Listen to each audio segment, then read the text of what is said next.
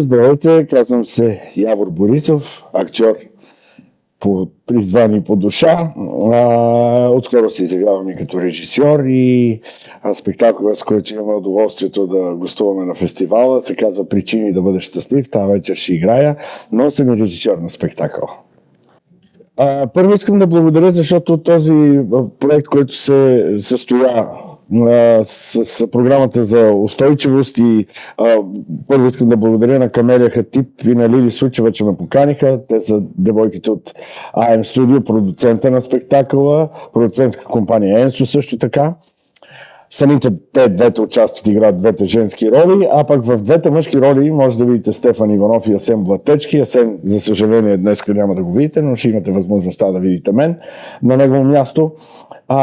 Лили Сучева и Камелия са едни прекрасни, все още минаващи за млади актриси, което е хубаво, които в процеса на работата и след това вече в бойна среда ме изненадаха много приятно с своя професионализъм, с диапазона, с който разполагат. И актьорски, професионален и чисто човешки. Едното, разбира се, помага на другото. За Асен Блатечки какво да кажа? Народен любимец, звезда от толкова години, това е съвсем не случайно. Голямото откритие за мен тук беше и Стефан Иванов, който е един прекрасен артист, прекрасен професионалист, който в момента е в зените на силите си и все още така съчетава себе си младостта с вече немалкото опит, който е натрупал през годините, и понеже той е в най-централната роля в спектакъла, той издърпва всичко като един голям локомотив в цялото представление и така каня всичките ви съграждани, зрители и почитатели на театъра в Пазарджик да дойдат и да видят спектакъла ни, защото колкото и нескромно да звучи, мисля, че си заслужава. Спектакъл се казва "Причини да бъдеш щастлив" на американския драматург Нил Лабют, съвременен автор. Текстът за първи път се превежда и за първи път се поставя в България. Ще ми се да избягам от клишетата, да кажа колко е актуален текстът и как живота ни се оглежда в него, но наистина той е точно такъв.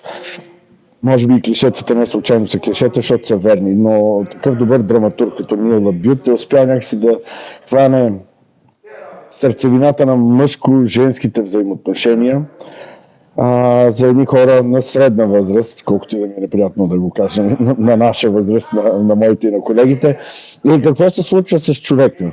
С мъжа, с жената, с очакванията, с мечтите, с неизбежните разочарования, които настъпват в животите ни след една определена възраст и как все пак човек би трябвало да намери своите причини да бъде щастлив. Този фестивал според мен е едно прекрасно начинание. От една страна все по-често се случват такива неща, но от друга страна все по-рядко. Ще ви кажа какво имам предвид. Фестивалът такъв, какъвто аз си го представям и такъв, какъвто го помня, когато бях млад артист. А именно когато можехме да отидем, да гледаме всички, да се гледаме взаимно, да гледаш колеги, спектакли, които не си успял да направиш, не си успял да видиш, прощавайте.